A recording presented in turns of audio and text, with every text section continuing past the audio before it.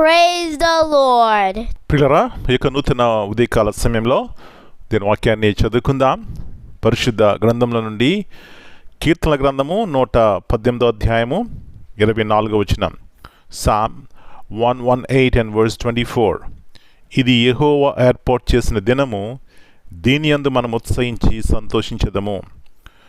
This is the day which the Lord hath made. We will rejoice and be glad in it. యేసు ప్రభువారి అతి శ్రేష్టమైన నామములో పిల్లరా, మీ అందరికీ శుభములు తెలియజేస్తున్నాను. మరి యొక్క వారమును ప్రారంభిస్తున్నాం.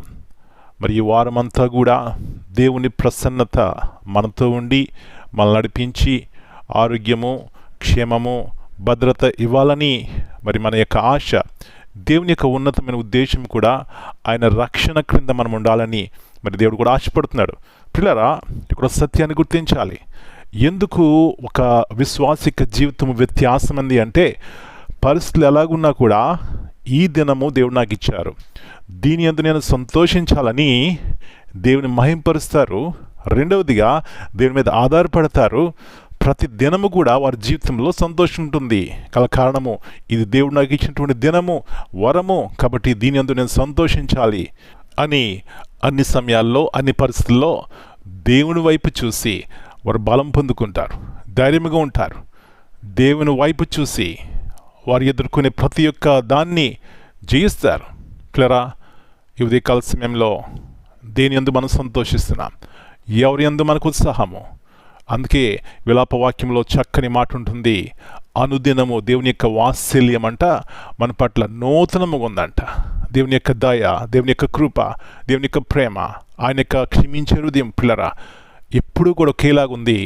ఆయన చూసినప్పుడే మనం ఆనందం కలిగి ఉంటాం, సమాధానం కలిగి ఉంటాం, జయజీవితం కలిగి ఈ లోకంలో జీవిస్తామండి.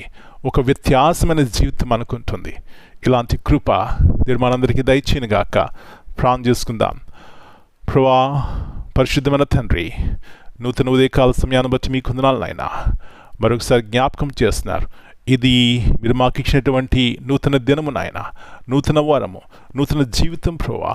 దీని యందు మేము ఆనందించాలని, సంతోషించాలని, రేపటి గురించి విచారించక ప్రభువా, మీరు ఇచ్చిన దినమందు, మీరు ఇచ్చినటువంటి సమయమందు మేము ఉత్సాహించి సంతోషించి ఆరోగ్యముగా, క్షేమముగా, మీకు మహిమకరముగా మేము సంతోషపెట్టే జీవితం మీరు మాకు దయచేయమని మళ్ళీ మీ చేతిగా అప్పగించుకుంటూ ఈ ఉత్సాహం, ఈ సంతోషం ఇవ్వడానికి ప్రభువా మీ ఉన్నతమైనటువంటి ప్రేమను ఆ కల్వరిలో మీరు నా కొరకు, మా కొరకు పెట్టిన ఆయన మా శాపాన్ని, మా భారాన్ని తీసివేసినారు.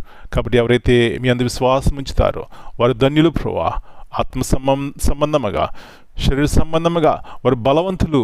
గల కారణం వారి బలము వారి యొక్క శక్తి ద్వారా, బలము ద్వారా కాదు కానీ మీ బలము ద్వారా వారు జీవిస్తారు. ఇలాంటి ఆత్మ ద్వారా, కృప ద్వారా ప్రతి ఒక్కరిని బలపరిచి మీ యొక్క సమాధానం ప్రతి ఒక్కరి జీవితంలో ఏలుబడి చేయడానికి కృప దయచేయమని యేసు ప్రభువారి అతి శ్రేష్టమైన నామమును బట్టి ప్రార్థన చేస్తున్నాను తండ్రి.